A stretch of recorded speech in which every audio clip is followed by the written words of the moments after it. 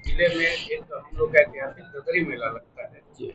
और ददरी मेला हमेशा नगर पालिका परिषद बलिया के तत्वाधान में लगता है, लेकिन इस बार चुनी हुई नगर पालिका के जो अध्यक्ष है या सभासद है, उनके अधिकारों को जिला प्रशासन ने जबरियत छीन कर और मेला को लगाने के लिए अपने हाथ में लिया है। यह लोकतंत्र का गला घोटने जैसा नहीं। मेरी जानकारी में नहीं है, इस बात की मैं जानकारी कर लूँगा, क्योंकि जो आपकी नगर पालिका परिषद है वही इसका आयोजन वर्षों से करती आई है। जो मेरे संज्ञान में अभी तक था। आज आपने जो बताया, इस बात को मैं अभी जिला प्रशासन के लोगों के साथ बैठ कर इसका हल निकालूंगा। आज लखनऊ में बसपा सुप्रीमो मायावती का रैली है। रिकॉर्ड तोड़ भीड़ है। लंबे समय से ये रैली का क्या संदेश रहेगा?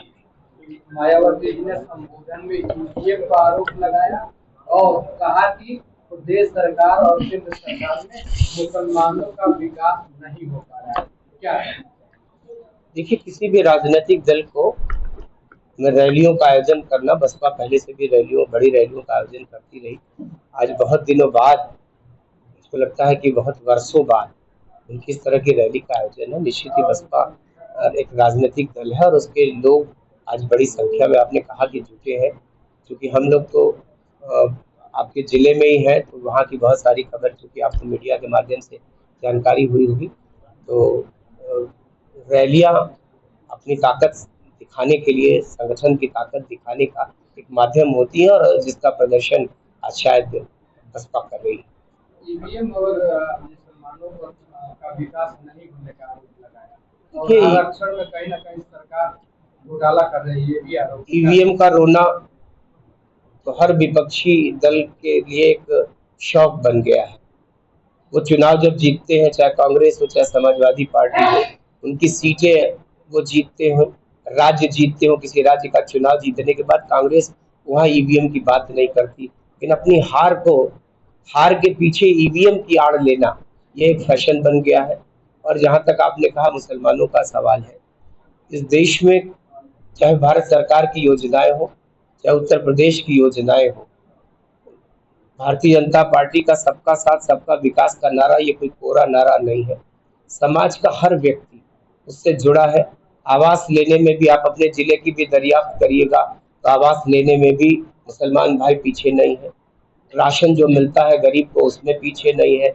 आयुष्मान का जो कार्ड बनता है इलाज के लिए, उसमें भी वो पीछे नहीं है। तो सबको अधिकार के साथ उनकी चीजें उनको मिलती है और कोई भेद नहीं है।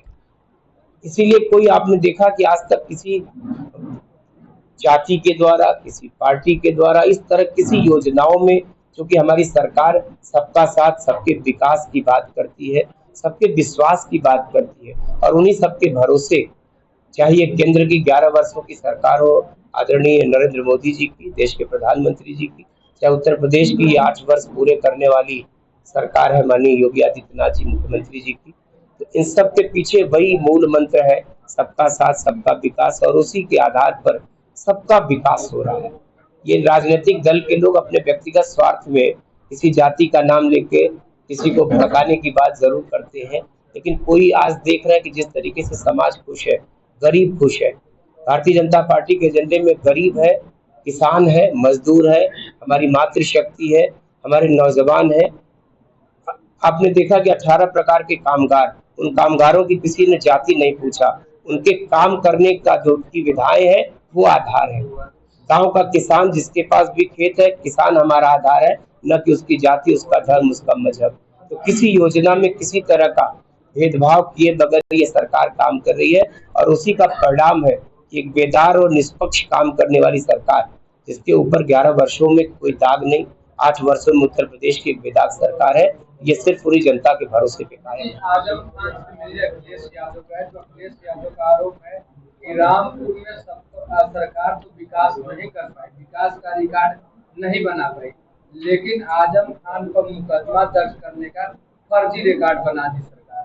देखिए, आजम खान के ऊपर जिस तरह के भी मुकदमे लगे हों, वो जेल गए हों, अखिलेश यादव कभी उनके साथ नहीं खड़े थे।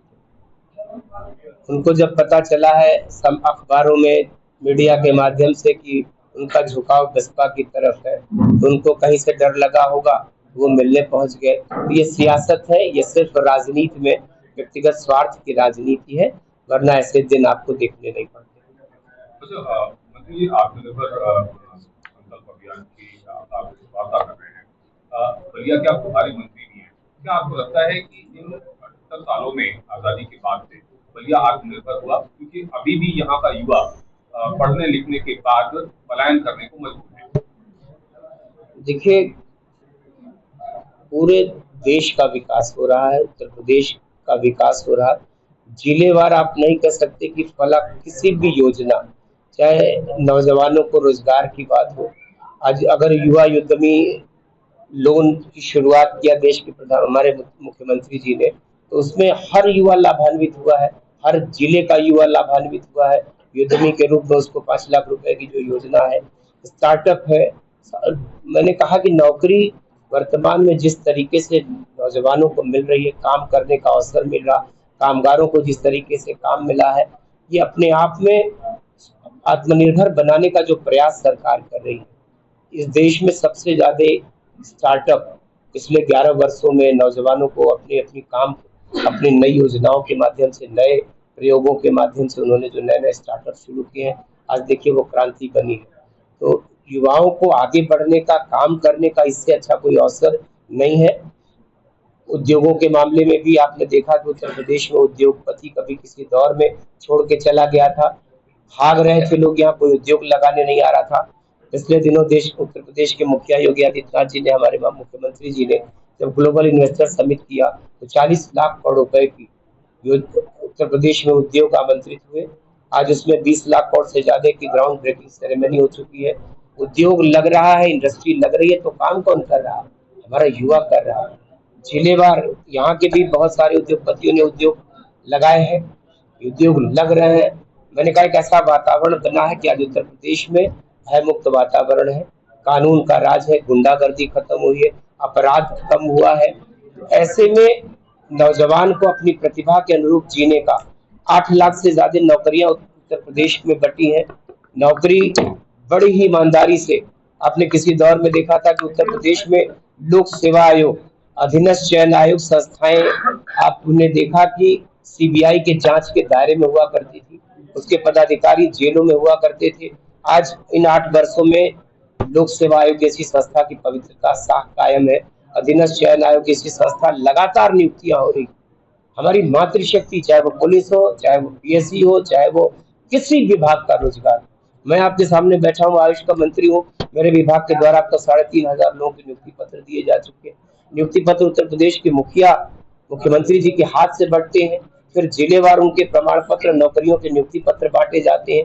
पारदर्शिता है और बड़ी ही ईमानदारी से नौकरियां बच रही, कोई भेदभाव नहीं, कोई घुसखोरी नहीं, कोई आरोप नहीं। तो कोई समाज जब इस तरीके से, अच्छे तरीके से आगे बढ़ रहा, तो आप नहीं कह सकते कि बलिया जिला, किसी एक जिले की बात नहीं, उत्तर प्रदेश के हर जिले में नौजवानों को रोजगार मिल रहा है और ईमानदारी के साथ और पारदर्शिता के साथ मिल रहा है।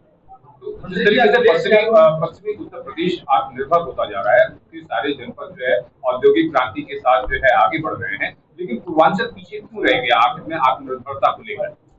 देखिए, पूर्वांचल चूंकि ये देश, उत्तर प्रदेश का एक ऐसा हिस्सा था, आजादी के बाद से जब आप देखिएगा तो वो कल का पूर्वांचल आज का पूर्वांचल नहीं, आज बदला हुआ पूर्वांचल है। विकास की एक नई कहानी यहाँ लिखी गई। जब मोदी जी काशी आए 2014 में, तब काशी का क्या स्वरूप था, मुख्यमंत्री बने हमारे योगी आदित्यनाथ जी, तब गोरखपुर का क्या स्वरूप था। प्रयागराज ने 19 का कुंभ किया, इसके बाद अभी पिछले दिनों कुंभ बीता है। प्रयागराज, बदले हुए प्रयागराज को जाके देख लीजिए।